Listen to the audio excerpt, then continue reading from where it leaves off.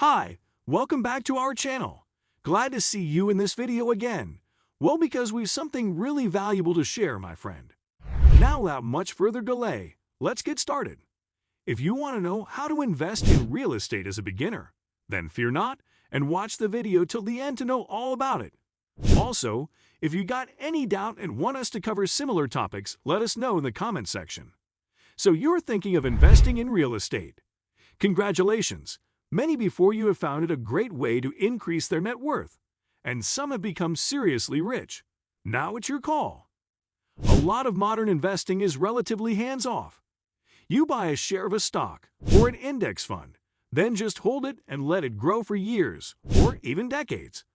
And while this is certainly a smart and simple way to invest, it's not the only way. For would-be investors who are attracted to a more tangible and hands-on method of investing, real estate is a popular option. Granted, it's not the easiest method, and there can be a steep learning curve as you begin. But the payoffs are potentially quite lucrative, and if becoming a real estate mogul is on your bucket list, you have to start somewhere. Let's go over some of the key things to know as you consider real estate investing for beginners.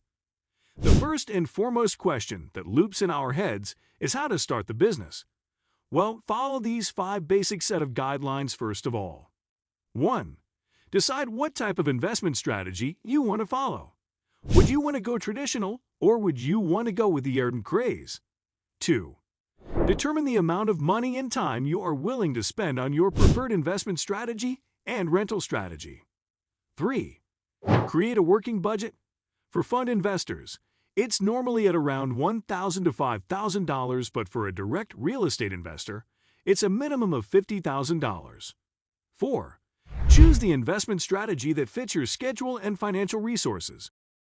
REIT investing requires less time and money compared to direct real estate investing. 5. Set aside funds for other investment-related expenses because they are unavoidable. For those wondering why invest in real estate, here's why you should. Historically, real estate has been one of the most dependable ways to become wealthy. And many of today's millionaires say it's still a smart investment for a variety of reasons. And since people will always need a place to live, real estate tends to hold its value as long as the property is maintained well and the area is appealing. Now, when it comes to real estate investing for beginners, it's wise to proceed with caution. You don't want to stretch your finances too far before you're ready and end up with debt that you struggle to repay. All right, let us now look into all the different ways to invest in real estate for beginners. There isn't just one way to invest in real estate, so don't worry. You don't have to commit to buying a whole apartment complex right away. Here are some of the main methods of real estate investing for beginners. Owning rental properties. We'll start with the traditional method, buying a property and renting it out to tenants. You can buy anything from a single-family house to a multi-family dwelling to a business property or a warehouse. Then, you can rent it to tenants. If you'd like a hands-on experience, you can be the landlady or lord yourself. The basic concept of rental property investment is that it provides you an income through monthly cash flow and the eventual value appreciation. Cash flow refers to the money you make from the rent after deducting all the related expenses. The expenses are usually taxes, insurance, maintenance fees, allowances for vacancies, HOA dues, and mortgage payments. If you are able to acquire a rental property below its market value, that is a huge advantage in real estate. They say that in a case like this, you've already made money when you bought it. You can also look for properties that need work or those are poorly managed. You buy and improve them, and you can make more money. Also, you should not really count on appreciation as a source of income, but it is a nice bonus if market values go up significantly. The downside about rentals is that the market is very selective. It is not always a good fit for every area. Generally, the more expensive the area, the harder it is to find good rentals. The different types of real estate property where you can invest in are single-family homes, condominium units, townhouses, multi-family homes, college rentals, vacation homes, and commercial real estate. Flipping homes. The idea of flipping houses offers a totally different take on property ownership. Instead of a long-term endeavor managing renters and adding properties to your portfolio, It's meant to be a temporary one. If you go to its most basic concept, flipping houses is really simple because it takes just 3 major activities. You buy a rundown home, make improvements, mostly cosmetic ones, you hope, and sell it for a handsome profit. The question, however, is in the execution, where things get a bit arduous. For one, there are many expenses to consider. Financing costs, carrying costs like utilities, insurance, taxes, HOA dues, acquisition costs, and of course, selling costs. Many new investors wrongly provide funds for the repairs, but that is only part of the total cost of flipping a house. The mere act of finding a cheap enough house to buy for flipping is hard enough. You also have a lot of competition for flips, but you can search for deals through MLS, auctions, wholesalers, houses for sale by owners, and direct marketing. Wholesaling, real estate. Wholesaling is also pretty simple conceptually. You get a house either through direct purchase or under contract. But instead of keeping it or fixing it up, you sell it to another investor.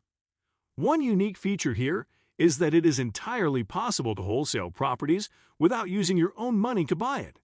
One way is to get the house under contract and subsequently assign the contract to another investor who will be the one to buy the house. Another way of wholesaling a house is by using a double close. You buy the house on the same day that you sell it to another investor.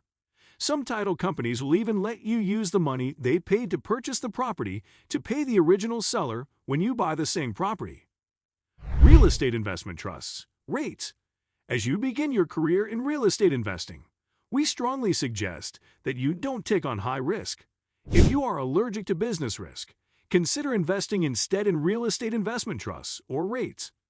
Simply described, REITs will allow anyone to invest in large real estate investment portfolios by purchasing stocks. In turn, shareholders get a share of the profits that the real estate investments generate without actually having to buy an investment property. Real estate investing companies. So far, we've discussed all real estate investing by individuals, but in reality, these real estate investment companies actually own and control a huge chunk of all real estate. These are companies whose origins are traditional businesses, corporations, LLCs, LLPs, etc. Let us explain how real estate investment companies work. It starts with a group of investors who raise capital by pooling their money and then use the capital to buy real estate.